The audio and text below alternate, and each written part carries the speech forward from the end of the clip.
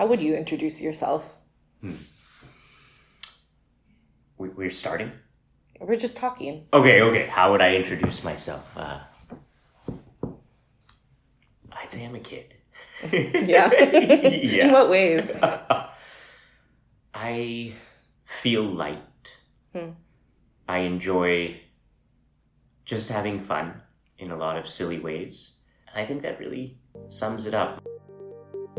Welcome back to Sea Change, our mini series on Live Vedanta, exploring moments of transition and transformation. Today, you'll get to hear from one of our guides at Chinmaya Mission Niagara, Sumanji. Sumanji studied in the 2-year Vedanta course under Swami Prakashananda in Trinidad and Tobago, and since his return has been teaching all across North America and beyond, much like Vivekji. In particular, Sumanji teaches our class for young adults that meets on Mondays called Seeking Culture. And in this space, he creates such a generous and warm environment for people to really be themselves and explore big questions. In this episode, we're going to be talking a lot about loss, so a content warning on that. But I know I found myself really moved by Sumanji's open and vulnerable sharing. So let's tune in. My interests are very, very light in general. They had always been. And I think my attempt while growing up was to continue to live like that, but responsibilities kept coming. And I didn't know how to connect those two and still invoke that lightness. But I want to say divinity, Chinmaya Mission, Vivekji, entered my life to help me navigate how to make that connection. That I can be light in any regard and an increasing number of responsibilities. That the two of those aren't mutually exclusive. And it's really helped my life take on so many new dimensions. So hearing you share that life has taken on so many new dimensions, can you rewind a little bit to first this moment where you met Vivekji or your life started to change or your relationship to lightness started to change? I'd share that lightness was always something I felt. And as a child, I was very fortunate between my family life, my friend life, my school life, all of this. But as I got older, it wasn't clear to me how to be happy. And being light came simply, but not knowing how to be happy and what felt like a growing number of expectations and responsibilities that I couldn't understand the purpose behind began to make me feel heavy. Like, why do I need to do this? Why is this important? In terms of school, in terms of education, in terms of work, and all of these things. And perhaps that was just my lack of due reflection. Perhaps it was me taking for granted my own privilege, that my parents had emigrated and worked to survive, and now I don't need to work to survive. That's my privilege. And there's this sense of entitlement. And so I lived with that mentality. And it only brought more weight into my life because I couldn't manage my responsibilities. I couldn't manage my relationships, and I couldn't manage my own resources. And so everything became hard. It made me feel small and separate, and the decisions I would make only propagated that smallness and separation. And it came to a point, I remember sitting on a stoop in New York City while I was in medical school and just looking at the ground and then looking up, and tears were just in my eyes. I'm by myself and I'm wondering, how can this be it? How is this all we're here to do? There has to be something more. And it wasn't until It wasn't until nearly 4 years later, and so much more suffering in not knowing or having a direction, a purpose, leaving medical school, thinking I want to do X, Y, Z, and still not finding meaning in those, that my uncle brought me to my first satsang. And it was in that satsang, the questions I had been asking, like, how is this it? Alongside of why am I here? What am I doing here? And if it's this miserable, what's the point of being here? I finally got answers. And there was so much relief. How old were you, Sumanji, when you were going through this? I had just turned 28. I was 3 weeks into being 28. I remember that clearly. A lot of things had happened, and I had just come back from a trip to India that had really changed me. And when I came back, I knew I needed to change. There was no going back. This had to be the direction, but I didn't have guidance on that direction. There was just this conviction, this needs to happen. And it was that sincere desire that my intuition tells me the universe conspired to bring me to that first satsang with my uncle. And that's where I began to understand, here is why you're here. What you're looking for isn't outside of you, it is you. And that system of knowledge, and I'm specific with it being a system, is what resonated with me. They were logical answers to things I had been struggling with for nearly 3 decades. Maybe not as a child, right? So a decade and a half, 2 decades, my entire adult life. And everyone wanted this for me, just like every parent wants their child to be happy. They want them to find this in their life, but it wasn't explained to them, so they're unable to explain it to their children, that here is what happiness is, here is how you find it, here is how you work towards it. This is your life's purpose. And so it's no slight on them, it's just, this was our situation. And so when it was shared with me, it changed everything. It changed everything in the most beautiful, in the most meaningful ways I could not even begin to imagine. And my life took on a trajectory that was light again. And there's so much comfort in that. You don't want to leave that lane. Why? Why would you leave the lane that brings you comfort and happiness with ease? Not that there's no effort in it, but you've found that lane. Why veer off of it? And that's how I felt. There was no turning back. Gurudev has shared, spiritual life is a one-way street, only entry. And I truly believe this. There's no falling off this path. There's only periods of opportunity to reflect and realize you're on this path. There's no regression for us. There's only progression. So, Sumanji, there's this moment of deep transformation starting to happen. You're 28, but there's also these period of years before you decided to go to the Vedanta course and continue that journey. What was happening in those years? I think maybe that was even the first time we met. You were on the road with Vivekji. What was that like?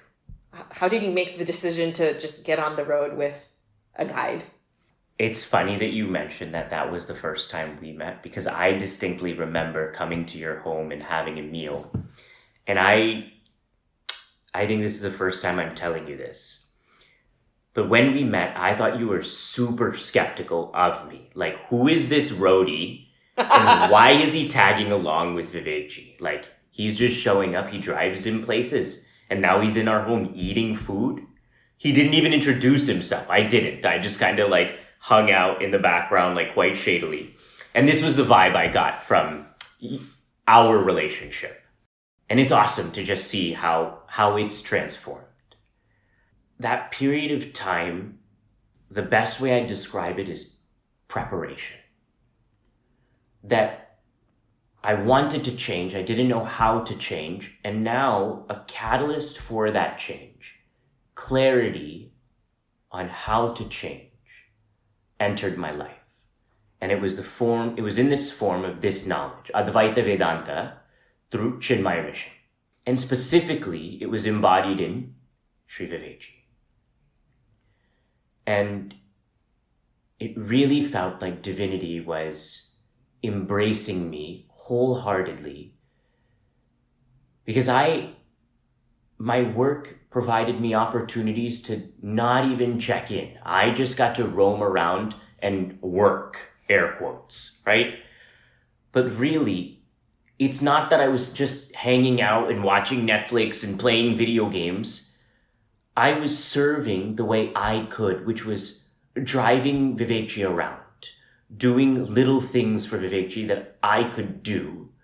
But the universe knew this was the catalyst I needed to know this is my path. It was preparing me to say, you immerse yourself in this fully. I am looking after you. And as this process began, there was also a series of unfortunate events. Unfortunate events that are a part of all of our lives. And it was that as I began to feel more independently joyous, more independent in who I am, my mother became terminally ill. And I share with you that when my mom became terminally ill, my sister and father, their biggest fear was what will happen to Suman? How will he react to this? He's doing so well. And what they were surprised to see in the course of time was that I was beginning to support them. Not because I, could do anything meaningfully, but I knew it was going to be okay, whatever happened. And I could be there for them, and they didn't need to worry about me anymore. Did they conceptualize you as a person who would take it very, very hard and emotionally? Yeah, very much so. That it would affect my life and that they would need to look after my life moving forward. My life, I would characterize prior to this, was one that was very unstable. And so something so intense would trigger that instability. But they realized they were beginning to take solace in the fact that they didn't need to worry about this anymore. And as my mother progressed through her illness, my understanding of what death and dying was began to take on a new dimension. That she wasn't ending, she was graduating. That everything she needed to learn in this name and form, she had learned. Just like if I'm in 5th grade, I'm in elementary school, if I've learned everything I needed to learn in elementary school, I'm not going to stay there and bully the younger ones about how much I know. It's time for me to continue my evolution. I will go to middle school. I will go to high school. I will go to university.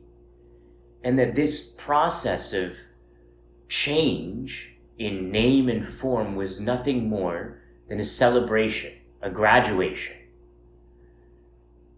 And that I should be happy for her. Can you tell me a little bit about your mom?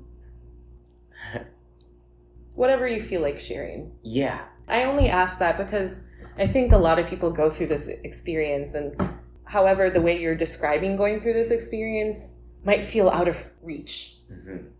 I'm just wondering if we can take it like one step back. Yeah. To average person. Yeah. Like what was your mom like? Yeah. And we will dance between this kind of higher understanding and like the personal relationship. Does that feel okay? Yeah, totally. She was at first glance, one may take my mother to be a timid, quiet, small person. But if you spent time with her, you would come to realize she's nothing of the sort. She is a Titan. And she was a Titan that exuded the most grace I've ever known. She was the most loving. I feel like we'd say that about any of our mothers. In such a way that I never struggled to feel being loved my entire life. I think that's something many of us may take for granted. But to have been loved and to be loved by her like that, it transforms you. There's such an assurance to know you are loved so deeply, so unconditionally. The only condition being that I'm her son. And a way to allude to this I'll share with you is, I think a lot about my mother as I was growing up, because I'm a very affectionate person. And my mother is a very affectionate person. And as I was growing up, that affection had no boundaries as a child. And with my mother, it didn't need to have boundaries. She didn't have those boundaries. I'm her child. I didn't have those boundaries because I was a child. But as we grow up, some of those boundaries come into place as you go from boyhood to manhood, like this. And I realize how hard that would have been for my mother, when she began to realize I wasn't coming to sleep in her room and cuddle with her at night before bed, or just fall asleep there, or say, Mom, I'm coming to sleep next to you on the ground. I did this growing up for some time, just because that was who I am. I love like that. It hasn't changed, the expression has changed.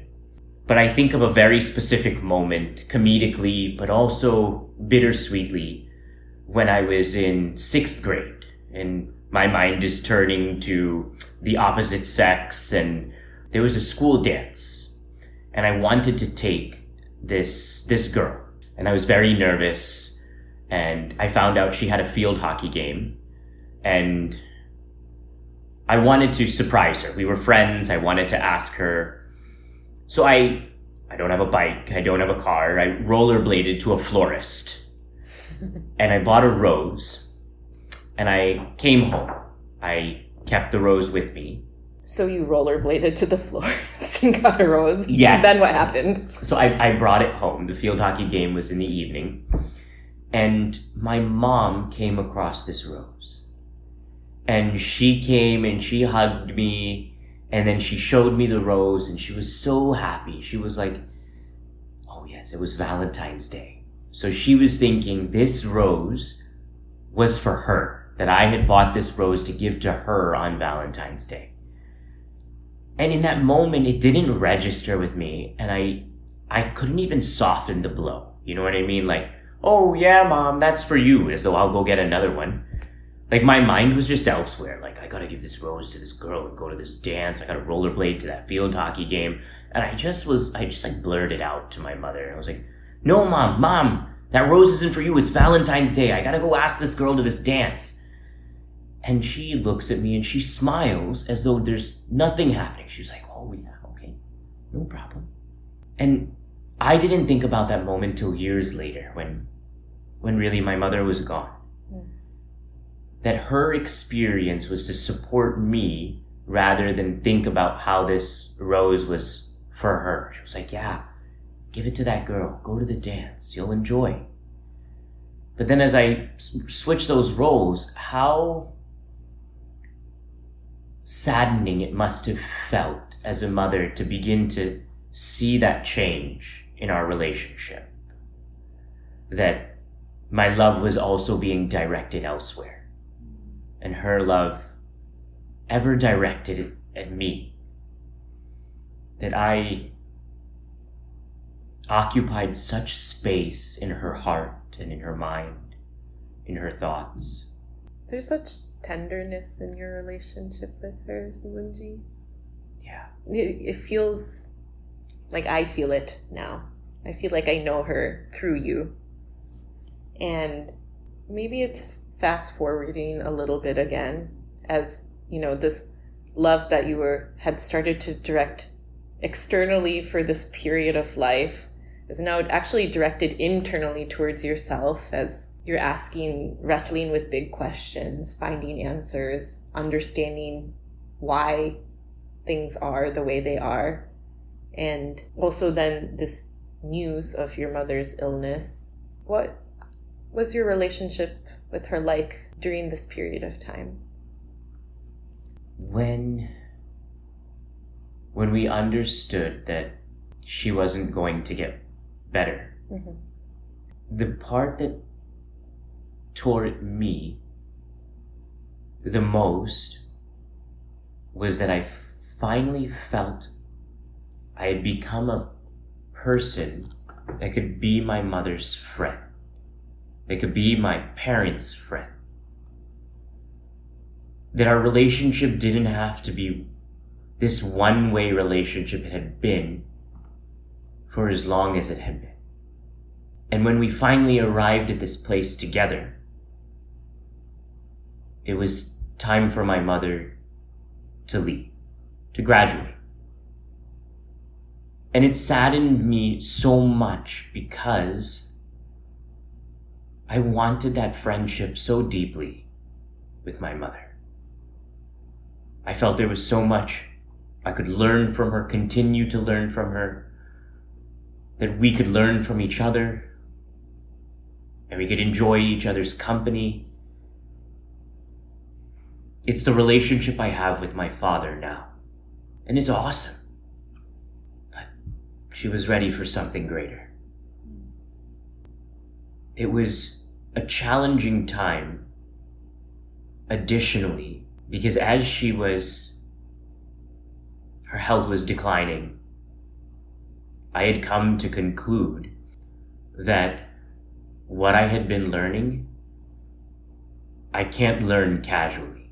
That I needed to study this, I needed to immerse myself in this completely. And to do this meant going to the residential Vedanta course. And so many things are happening in my family to then go and say, Mom, Dad, I need your blessings to be able to go do this.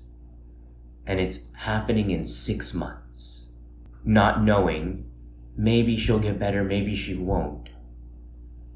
But I need to do this for me, for us. And I remember this conversation. I was with my mother upstairs in her bedroom, sitting on the ground. She was just laying on her side. And in so many words, she said, Chinna, when the time is right, that guru will enter your life, only when you're ready.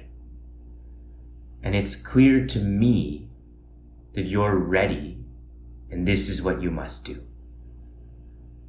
Because if you weren't, I wouldn't know the peace I have now to leave. That if I'm gone, you're looked after. You know how to look after yourself, and you trust that you are being looked after by that guru, by that divinity. So you go. There's nothing else to think about. Funny enough, she made the decision for me on behalf of my father as well. Right? He wasn't in the room. But I had her blessings. So I had his. And that was a point of relief, a point of great comfort.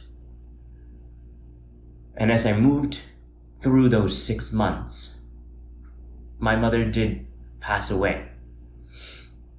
And after she passed, it was clear to my immediate family, some of my extended family, that I wasn't the person they had known.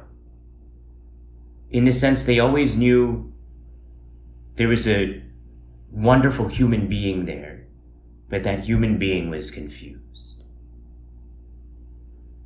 And they realized that there was more clarity beginning to unfold in that human being now. Additionally, the loss of my mother hurt my sister, my father, and conversations of the nature of how can you go, whether directly or indirectly, when we're all hurting so much. And it was only because of that clarity that this is what must be done. This is the only path towards being light, being happy for me, that I could share with them that whatever independence you see in me now, I am trying to establish myself in that so that I become unshakable, independent of whatever is happening, circumstance, etc. And as I begin to transform like that, I will be able to support all of you, myself, and anyone else, should I need to. All of those are sort of a bonus that begins with becoming that independent. And so when I came to the residential Vedanta course, many people ask, the amount of discipline knowing you can't leave, quitting your job, leaving your family, additionally losing your mother, worrying about your father, worrying about your sister. Did you ever want to leave? Was there ever any question that you have to go back? And the answer simply is no. There was never a thought that I can't do this, that I'm not supposed to be here, that I need to go back. There was only being there. And early on, what I really appreciated being in the ashram, getting this formal education in the science of happiness, is that there were no distractions. That everything you don't want to dive into, I would share to understand this as I'm busy. When we say we're busy, that typically means we're not thinking about the things we don't want to face, or we're not ready to yet. Right? They share, when someone passes away, stay busy, keep busy. Get your mind away from those thoughts. I remember that being shared with me so often, and my father and my sister when my mother passed. Just stay busy. And it being shared, oh yeah, I'm keeping myself busy. Meaning I'm not thinking about that thing I need to think about. This was my perspective. I didn't have a choice, I felt, because there was nothing to distract you. All you could do was go to class, do the seva you were assigned to do, which is a full day, and then it was just you and your mind. You can sit at a desk with your mind, you can lay in a bed with your mind, you can look out the window, but your mind is there. There's no screens, there's no let's go to the movies, there's no let's hang out with friends. It's just you and yourself. The knowledge you're being given was being given to me at such a period in time where I could leverage it and say, intervene and apply it now. Otherwise, watch this mind devolve into sorrow, suffering. But the idea was there was a choice. What will you make of it? Use the tools you are being given to know peace. And at the end of those 2 years, so much tough love was given, in addition to all the tools I needed to manage myself and manage all the relationships in my life and my relationship with the world. My Acharya Swami Prakashanandaji shared when we left.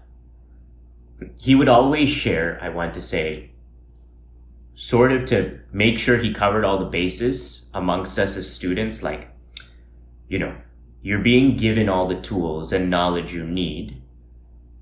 Some of you, one of you may be enlightened. There is a great Mahatma. That is always possible.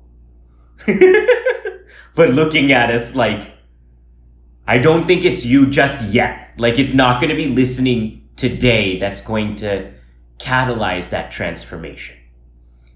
And that wasn't a negative skepticism. That was a initiative for each of us to take everything we are doing more seriously, to live more intentionally, to understand that divinity is only offering you opportunities to be more divine. And so when we left, Acharyaji reminded us that we carry the mantle of this knowledge on our shoulders. To remember that and to invoke that in everything that we do. To take this seriously and to understand that you have been equipped with all of the tools you need to manage whatever. Now use them. And that was the transition back. And I'd share even that there was a period of confusion, of opposing personalities. I'm coming back to the world. Am I a brahmachari? Am I a working professional? Am I me? Am I all of these? Am I some of these at specific times? And it's become clearer in the sense that I'm not a different person in a different context. That I uphold the same purpose, the same virtues, the same values in all of them. Their expression might be different, but I don't need to be anyone else but me. And that just means there's so much more of this journey to go. Happily. Because that wasn't even there before. Since this period of time, you've taught so many people at Vedanta at different ages across the country, different contexts, many of whom also speak with Sumanji about these sort of individual grief that they've experienced in relationships or losing loved ones. What might you share with someone who might be navigating that right now? One of the things I had shared earlier was that we graduate from this name and form. And the idea that took root in my mind stems from that first question that I asked, sitting on that stoop in tears. How can this be it? Because if everything we see in front of us is it, if everything we perceive through our sensory organs is it feels so small.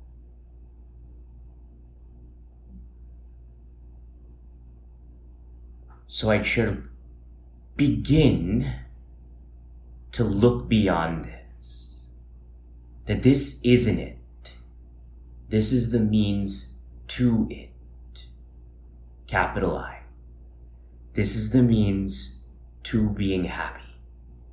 And when we understand that our lives are simply the mechanism or process to realize that we are infinite. We are more than this. Then we begin to be lighter. We become lighter. We take life less seriously. We love more seriously. And we take our happiness most seriously. I know I'm still reflecting on much of what Sumanji shared, and I hope you are too. If you're curious, Sumanji will be teaching some of our courses and cultures this spiritual semester with Chinmaya Mission Niagara. On Monday nights at 9, he will be teaching Seeking Culture, where young adults 17 through 28 will be studying and exploring Hanuman Chalisa together. Sumanji will also be teaching Happy Hour Junior and Senior, a beautiful course for kids in 1st through 8th grade. More information about these courses and how you can enroll for free are available on our website, chinmayaniagara.com, or in the show notes as usual. If you're absolutely new to the community, maybe you haven't joined us for a weekly offering before, we have still 2 more open homes coming up. We have one on Saturday, September 7th at 8 a.m. Eastern, and one on Monday, September 16th at 8 p.m. Eastern. It's a perfect opportunity to meet some of our inspiring guides in this community, explore our courses, ask questions, satisfy your curiosity, or simply connect and hang out with fellow members of our incredible community. Registration for open homes, so you can get the Zoom code, is available on our website at the very bottom. And finally, many of you are regular with Meaningful Mornings, Vivekji's daily dose of inspiration shared live on Zoom, on Instagram, and on Facebook. On Saturday, September 7th, we're resuming this semester of Meaningful Mornings. And this time, we're feeling the heart of Srimad Bhagavata, exploring Sri Krishna's life and teachings through 90 chapters of Section 10 of this timeless and sacred text. More details on how to connect, again, on our website, chinmayaniagara.com. I always like this part of the show because there's so much that is coming up this month, and I'm excited for all of us to just soak it in. Okay, we will be back. As always, if you have any thoughts, send us a note at hello@chinmayaniagara.com. Leave us a rating or review if you like what you've heard, and we'll catch you next time. Inspire, love, be.